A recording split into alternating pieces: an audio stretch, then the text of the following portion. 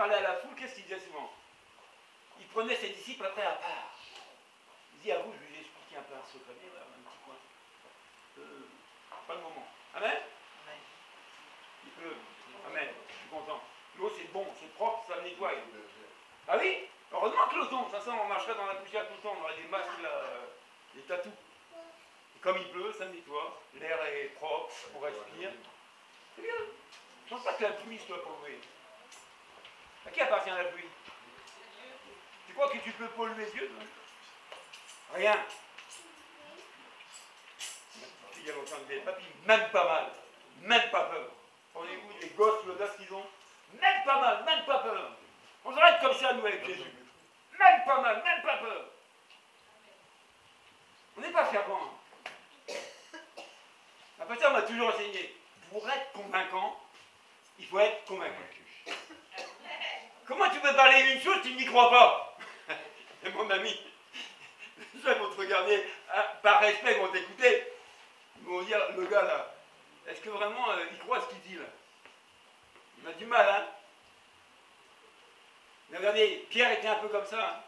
Mais un jour, Pierre a changé. Et le jour où il a changé aussi, il a commencé à parler quelque chose qui est sorti de sa bouche, et les gens disent, ah! 3000 personnes ont trouvé son discours. 3000! On te raconte, tu es tout timide dans ton coin là.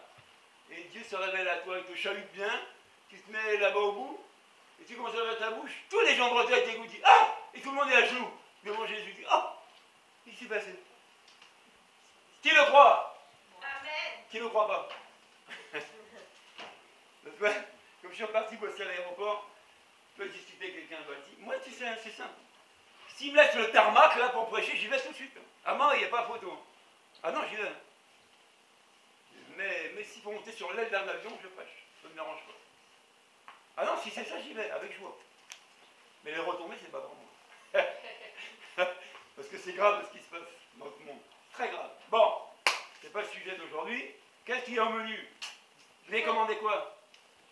Qu'est-ce que vous avez commandé comme plat? Parce que la parole de Dieu, c'est un plat. Non, mais la parole de Dieu, elle se mange. Hein?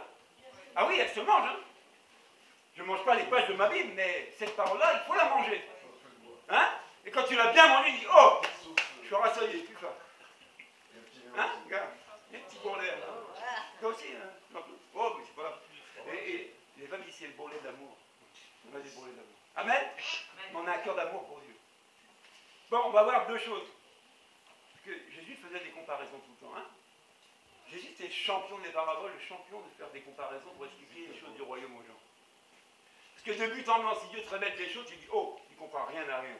Rendez-vous compte, si tu te mets 2 minutes à la place de Jean, dans la Révélation, dans l'Apocalypse, et que Dieu se met à te montrer des chars, des trucs avec des cornes, des machins, tu dis, oh, lolo, ça y est, le diable m'attaque. Oui, les images que Dieu transmet des pauvres hommes, c'est des trucs de fou, des images tu comprends, c'est pas possible, ça existe ça. Il dit, regarde l'Apocalypse, il y a des choses qui sont décrites. Tu me diras pas, oui, c'est vrai que ça existe. Et nous on dit, non, c'est le diable qui t'en montre ça. Non, non, non. C'est incroyable, hein? Rendez-vous compte. Ah oui. Bon, on va prendre le tableau aujourd'hui. Je vais essayer de faire quelque chose. Moi, j'ai jamais été prof. J'étais dans un coin de la classe, là-bas au bout, parce que j'étais très sage. Et si tu déconnais au fond de la classe, on me mettait sous le bureau. Comme ça, c'est sûr, on m'entendait plus. T'as vu, hein? On en a des dessins ici. Regardez ça. Oh là là. On va remplacer Charlie Hebdo. Mais si, on va trouver. Non, non, vous laissez chez le cours, vous. Non, non, non, on va trouver une école. On va aller jusqu'au bout. À l'école, tu ne quittes pas l'école comme ça. Bon, un feu qui crache un peu. Le rouge, peut-être. Le rouge, vous voyez bien tous? Oui. Et le noir. Bon, allez, ça va les deux. Allez, on va essayer de faire quelque chose. Alors, on va prendre nos Bibles. Au moins, c'est un livre où on ne peut pas lire n'importe quoi. Dans Matthieu, l'évangile de Matthieu. Matthieu 7, verset 13.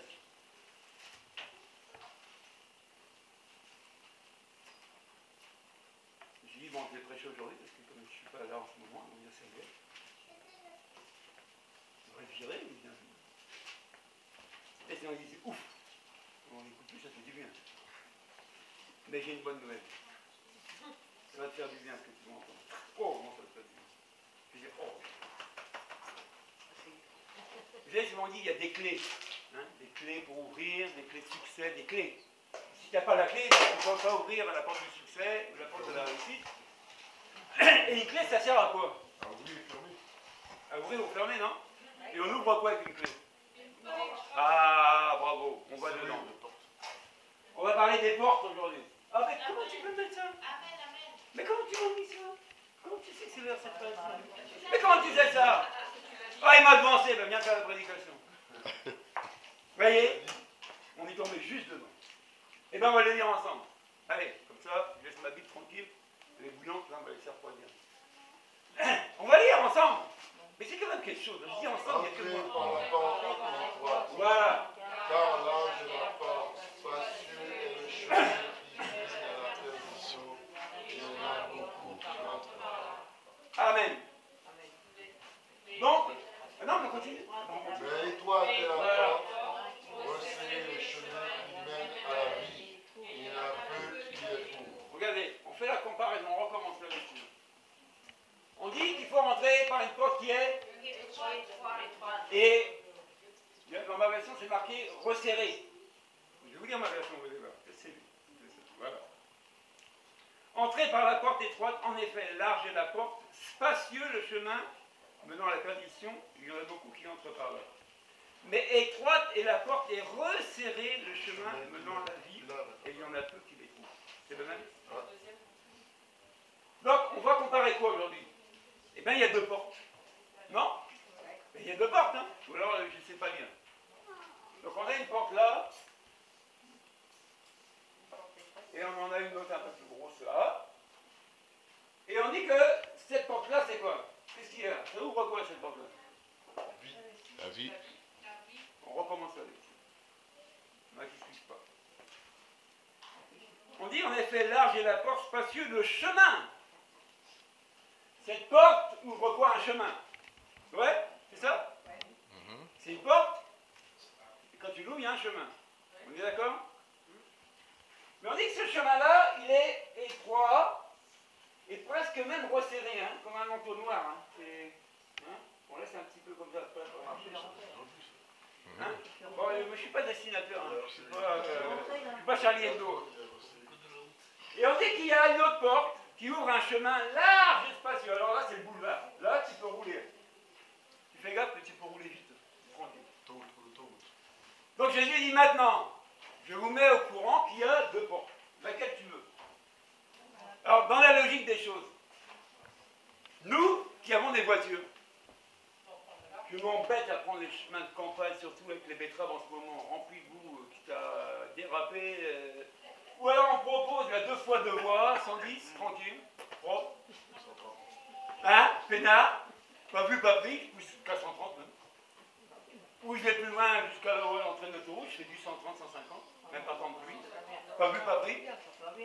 Donc j'ai le choix, non? Ben, je suis chauffeur, on me propose une direction, j'ai le choix entre deux chemins. Ben, c'est quand même moi qui conduis, non? Bon, à qui choisir? C'est à moi. C'est moi qui tiens le volant, pas le passager. Je dis tout le temps aux gens qui montent avec moi, ne revendique pas, c'est moi qui conduis, ok? Donc t'as pas le choix que de m'endurer jusqu'à la destination. Là, il fallait pas monter avec moi. Bon, ça c'est un petit avertissement. Si vous montez un jour en voiture avec moi, faites très attention, c'est dangereux. Non, pas la voiture, le bonhomme. Bon, on dit quoi? Que cette porte elle est étroite et il y a un chemin qui est très très resserré. Très très resserré. À votre avis, un chemin qui est resserré, les grosses murmures 38 tonnes qui rentrent dedans, ça coince. Par contre là il passe. Mais un 38 tonnes, ça transporte beaucoup de marchandises. Non? Une sacrée cargaison, 38 tonnes. Si on a le tracteur, c'est peut-être 30 tonnes, je ne sais pas combien, de camelotes. Mais là, il passe pas. La camelote, ça passera pas. Le camion, non. Ça nous fait penser à quoi? Déchargez-vous sur moi. Nous aussi, on a pas mal de bagages. Hein. C'est pas des bananes, ou de la mangue, ou après, ça comme tu veux. Et partout. Hein, et on passe combien avec ça?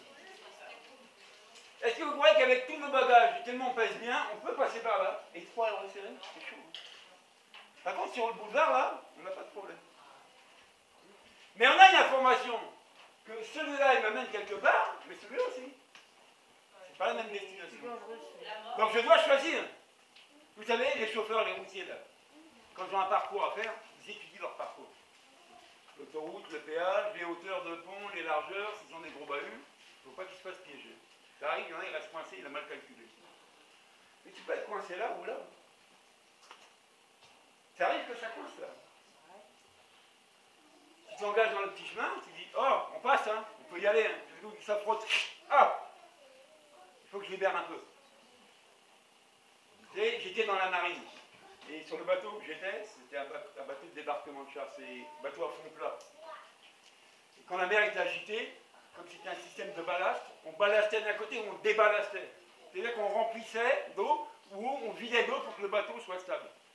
Parce que dedans, on avait des chars, on avait des camions, on avait des troupes. Donc, en tant que tempête, il faut stabiliser le bateau. Donc, on ballastait ou on déballastait. Donc, on remplissait ou on évacuait. Donc là, des fois, il faut faire attention. Hein. Tu peux évacuer un temps, mais fais attention de ne pas remplir derrière. On va venir au texte après. On doit se faire cette image-là.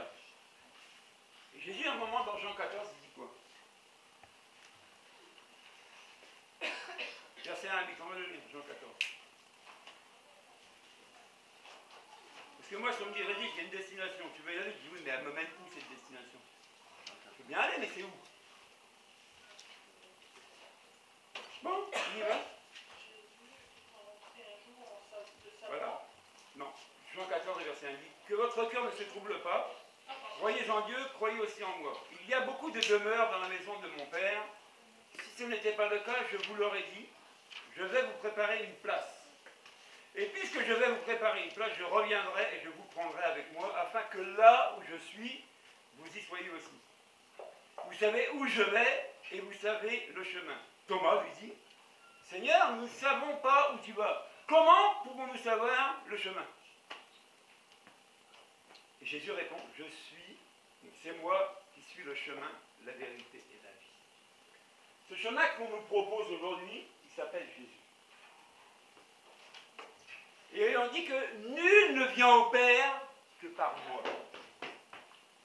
Tu peux croire en Dieu, c'est bien, mais si tu ne crois pas que Jésus est le seul lien, le seul moyen de t'amener auprès du Père, tu n'y arriveras jamais. Amen. Jésus dit à Thomas, moi, c'est moi le chemin, c'est moi. C'est que moi qui peux t'amener auprès du Père. C'est-à-dire que si tu choisis là, la destination ici, c'est le Père. Non?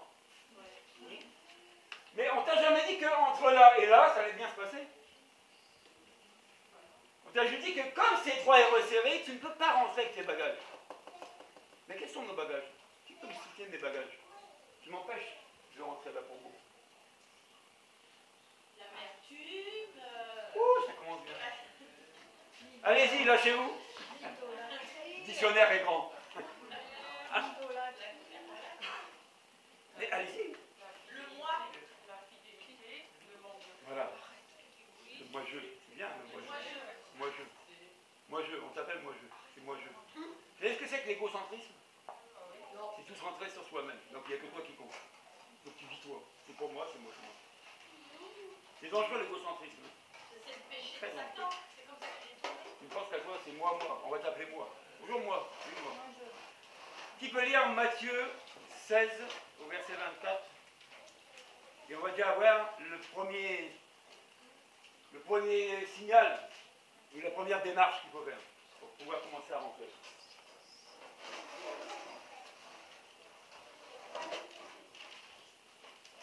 Apparemment, il n'y a que moi qui bosse aujourd'hui. Bon, c'est pas grave. On va y aller, sur ça, on va finir tard, on va dire Régis, t'as fini tard. Alors Jésus dit à ses disciples, si quelqu'un veut être mon disciple, ben, qu'il renonce à lui-même. Qu'il se charge de sa croix et qu'il me suive. Tu veux aller là, il faut suivre Jésus. Mais tu ne peux pas suivre Jésus si tu ne renonces pas à toi-même. Donc il faut commencer à renoncer à soi-même. Alors renoncer à moi-même, c'est quoi? Ça veut dire quoi en concret? Renoncer à moi-même, ça veut dire quoi? Bon, est-ce que je parle français ce matin? Faire passer le Christ avant soi-même. Bien oui. Allez, on peut argumenter, chacun libre. Penser aux autres aussi. En fait, c'est l'attitude d'une maman Tout à fait. une affaire, oui, mais qui fait passer ses enfants avant. Regardez Jésus. Au bout d'un moment, Jésus dit, moi, je ne fais pas ma volonté. Mais je fais la volonté de mon Père. Je fais la volonté de celui qui m'a envoyé.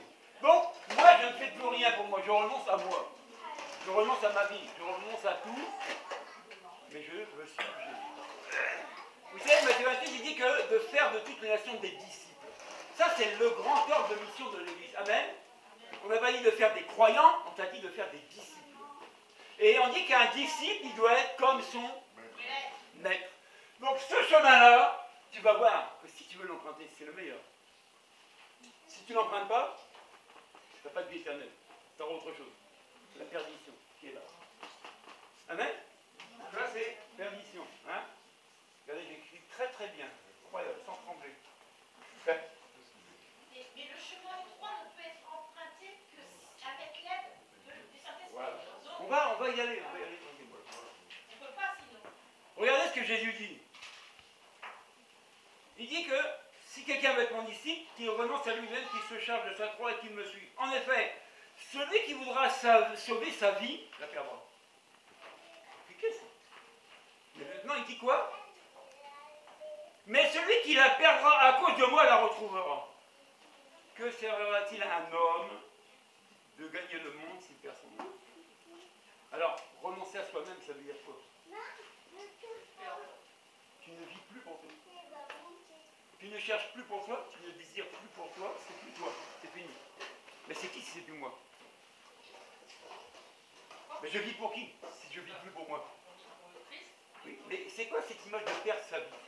On choisit plus ces directives de vie. Ah, on ne choisit plus. Vous voyez, on ne choisit plus pour nous. On ne s'appartient plus, on appartient. On ne s'appartient plus. Amen. Donc je renonce à ma vie. Et c'est ça le sacrifice, c'est le renoncement à soi-même. Donc tu ne peux pas vouloir, dis-moi je suis Jésus. Étape 1, renonce à toi-même. Dis non, je ne peux pas. Bon, mais t'attendras ton tour. La porte elle est fermée, mon gars. Tant pis pour toi.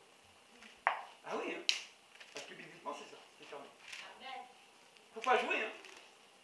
À votre avis, si vous lisez le texte là, on dit que là, il y en a des millions qui y passent, hein, des milliards.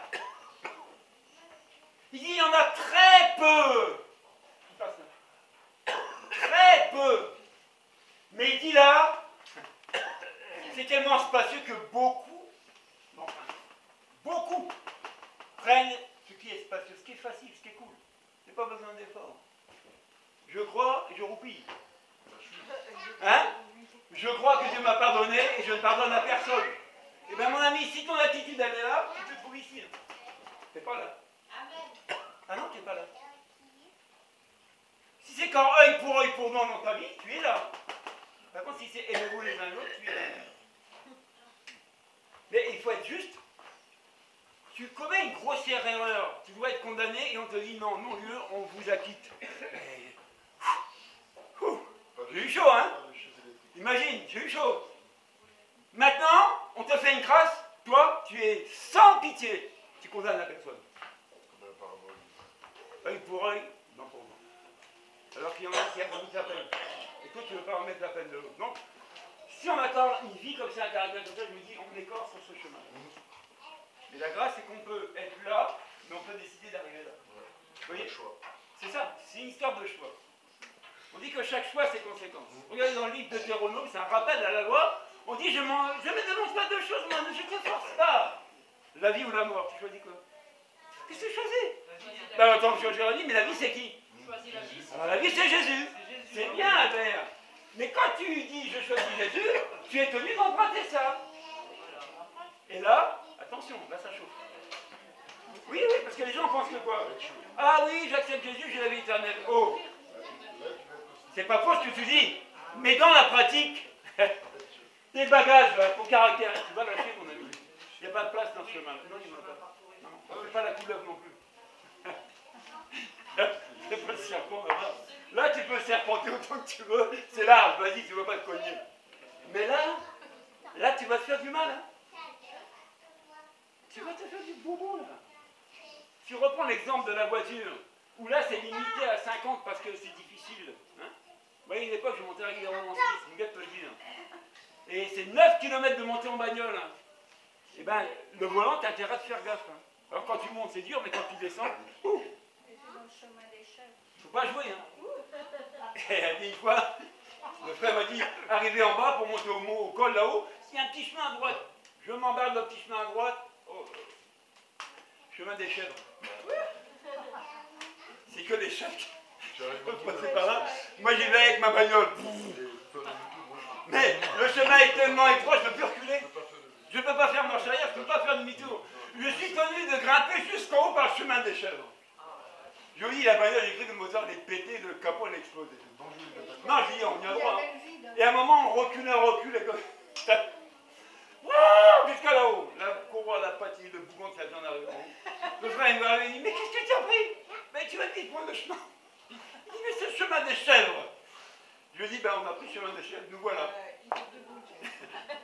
Bien doué. Pour dire qu'on fait des fois des expériences, mais on ne réalise pas que quelque part c'est la vision de Dieu. On est dans la vision de Dieu. Parce que, est-ce qu'il y a une machine arrière, une fois que tu as commencé? On choisit, on y va, on n'y va pas. Mais quand on choisit oui, il faut aller jusqu'au bout. Parce qu'au bout, il y a quelque chose de merveilleux. C'est la vie éternelle. Donc, première condition, on dit quoi? Renoncer à soi-même. Alors, on va lire d'autres textes très merveilleux, très beaux à lire, à vivre. Non, c'est la fleur de fusil, dit la vie chrétienne. La fleur au fusil. Non, Dieu est bon, il nous donne un tapis rouge pour entrer au ciel. On va lire ça ensemble. 2 Timothée 3. Vous allez voir ce qui nous attend. Mais il faut. Hein.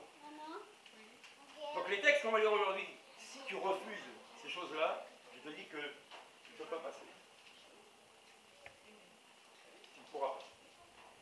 2 Timothée 3.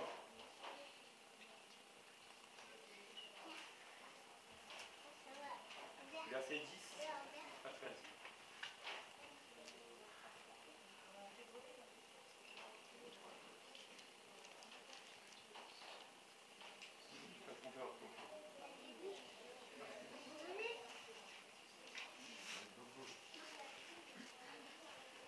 De ton côté, tu as suivi de près mon enseignement. Donc c'est l'apôtre Paul qui parle à Timothée. Donc il dit, de ton côté, tu as suivi de près mon enseignement, ma conduite, mes projets, ma foi, ma patience, mon amour, ma persévérance. Donc Paul dit, tu vois tout ce que j'ai vécu, par où je suis passé, tu vois qui je suis, tu as vu ça. Je suis un modèle quelque part, mais je suis passé par là. Il dit, ainsi que les persécutions et les souffrances que j'ai connues. Ah, on parle de persécution, on parle de souffrance. Oh. À Iconium et à Lystre. Quelle persécution n'ai-je pas supportée? Et le Seigneur m'a délivré de toutes. Du reste, tous ceux qui veulent vivre avec piété en Jésus-Christ seront persécutés. Bonne nouvelle! On a la persécution. Oh! Quelle grâce! Impeccable. Non mais c'est merveilleux. On est persécuté. Qui dit mieux? Alors on va dire, mais attends, tu veux raconter des histoires, on ne croit pas en Jésus. Je refuse. Hein. Mais on te dit, tu choisis ce matin. On ne te force pas. Mais ils disent que tandis que les hommes méchants et imposteurs avanceront toujours plus dans